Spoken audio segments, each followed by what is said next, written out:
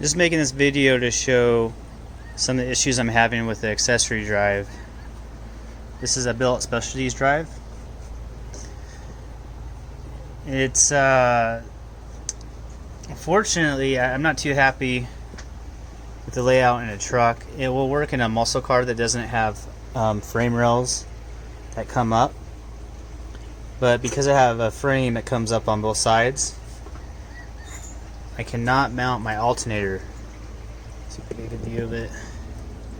See, there's right here's the bracket to mount the alternator, and it'll literally put the alternator in the middle of my frame.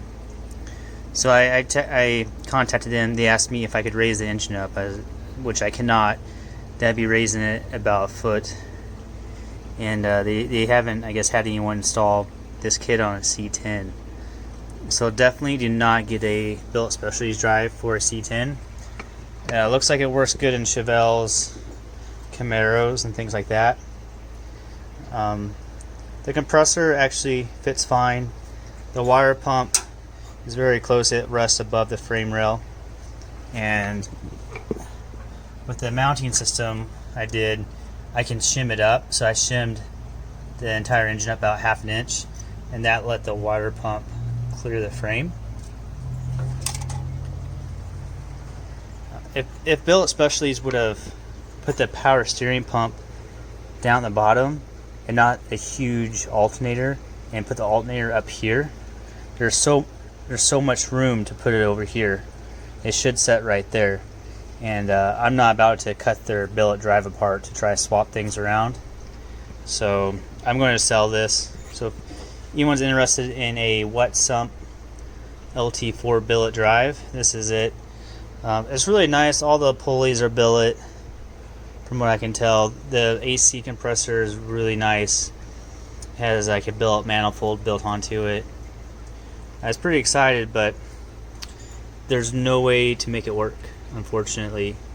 So I have another idea to try, but for now this system has to go.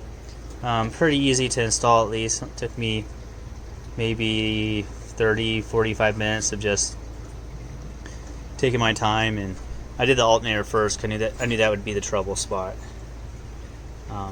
What's cool with the setup, though, that my air intake tube has a ton of room. Over here, there's absolutely nothing in the way. I mean, you can go on either side, and there's a crazy amount of room to run an air intake tube. It uses a stock balancer, which is right here. This is a Camaro balancer, and this is nothing to do with the drive. This is a Spall brushless fan. I'm always telling guys to buy this. This are out of 2016, 17 up Camaros. If you know anything about RC stuff, this is an Outrunner motor. It is huge. And, it's made in Spain by Spall, 4GM. There's the part number if anyone's interested in buying these. You have 6 gauge or 8 gauge cable here, and I make the other side of the harness for this. And this basically just plugs into your battery on the other side, and this small 22 gauge wire is a signal wire which connects to the Gen 5 computer. It has flaps to bypass air at speed. The fan looks a little different. There's a bunch of junk all over to mount it to a Camaro. We just cut it off and sand it flush, and then you can add tabs and stuff like that pretty easily. But back to this debacle. My next mistake on this is the intercooler. I just bought it on eBay, picked one out. It is holds a decent capacity, but it's too thick. I can't get my grill on. So I got an LT4 intercooler coming in, which is much thinner. It's much more, I don't know if it'll work very well, but if they came on Corvettes and Camaros, it's got to work. So I'll get rid of this. I got a nice big reservoir for it, and I'm running the LT4 intercooler pump. So I got those pumps in, and I finally tracked down the connectors that power those. It's a special 5-pin connector that's really hard to find. So that way I can have everything plug and play real nice. sure why the phone is freaking out there. Other update is I have long tube headers that will be going in here. So those will be getting installed pretty soon. I'm just doing the best I can with time management. I need to cut my exhaust down here, cut a foot off each side, and just slide them in. I sold the exhaust manifolds to a gentleman who needed them for his project and already had the headers, so take care of that. I'll put the reservoir somewhere here.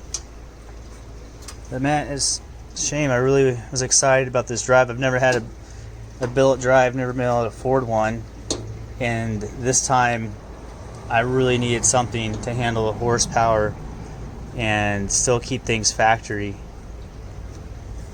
But it didn't work out. But I'm going to try modding a stock Camaro LT4 drive and adding a power steering pump to it. That way I can sell a bracket kit to add a power steering, because that's huge. That'd be really nice to be able to do that. The AC goes in the same spot. Alternator, I believe, man, I can't remember. I think the alternators, I'm not sure where the alternator went. It must go down there, but there's a lot more room because it bolts directly to the block. So I believe that's where the alternator was. Up here there's a big idler, so I'm hoping I can remove the idler and put this put a power steering pump with an 8 rib matching pulley, and it'll just be driven off the supercharger drive, which I kind of hate to do, but at the same time the only other thing that'd be on this drive is just a supercharger. So a power steering pump, especially a Type 2, doesn't require a whole lot of horsepower. So I'll just see what to do, or else I'm going back to electric steering. I was using an Ultima box, electronic box, but I couldn't get 100% to sell to other people. And the connectors I can't source, the electrical connectors. And I know there's a kit, or not a kit, another pump used off Volvos. So I can try that.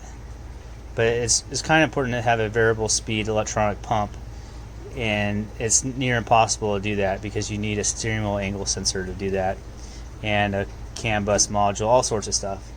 It's complex, where an old mechanical hydraulic driven power steering pump is nice and easy.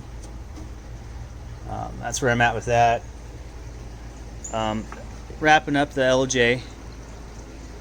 It's just started test driving it some more and got all the gauges working, but not quite the way I want to. I have a couple modules in it, and I really need all the gauges to work off my muscle car module. So that's kind of been the holdup on that. But it's a great looking Jeep. Set the camera down. I'll open the hood real quick.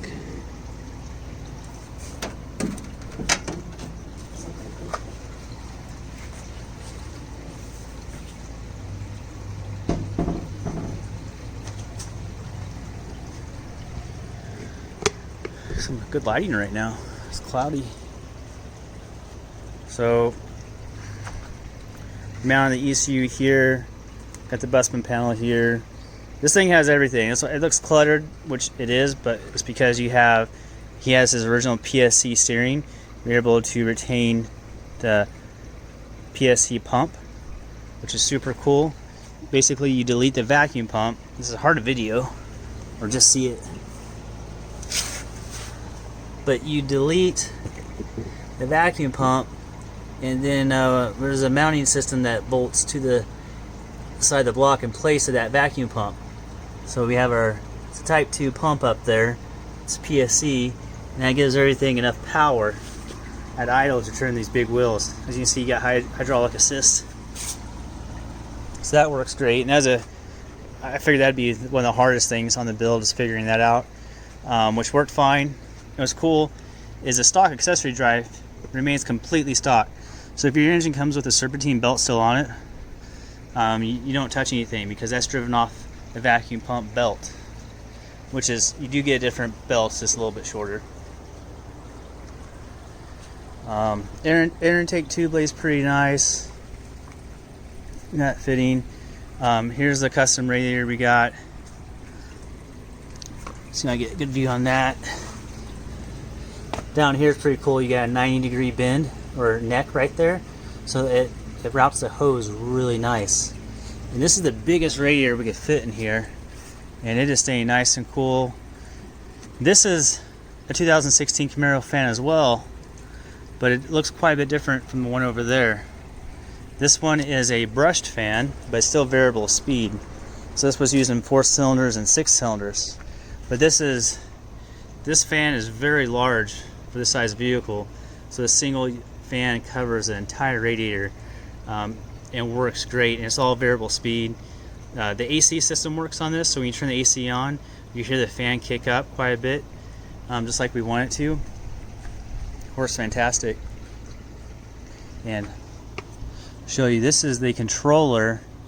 This is a controller for this brush fan. Now you won't see a controller on this. That's because it's basically built into this motor. That might be what this piece inside here is. It's just like an RC car. It's a brushless motor, so it just needs signals converted and everything, so there's no relays to fail. And I use a 100 amp fuse on these things because these can pull up to 80 amps under full power, which you probably never get there because that'd be an overheating condition. So 100 amps is what I chose to put on there. And what's nice, they're just you can get them at most auto parts stores. They're used on most new vehicles, like on the fuse box for the major connections.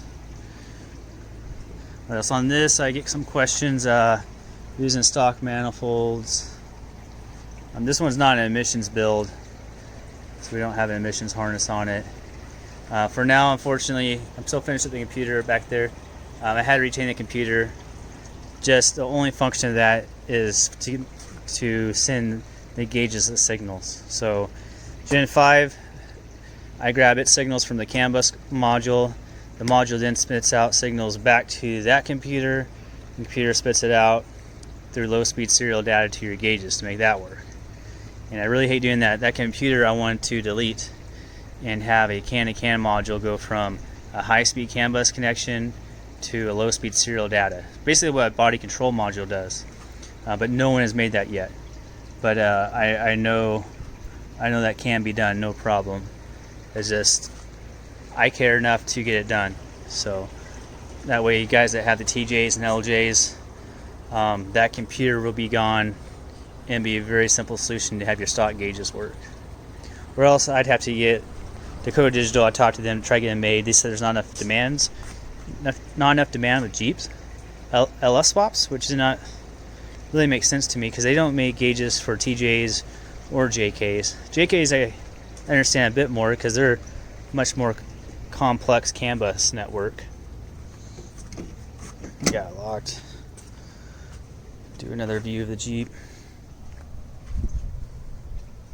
These LJs are such good investments. You buy them and they really hold their value.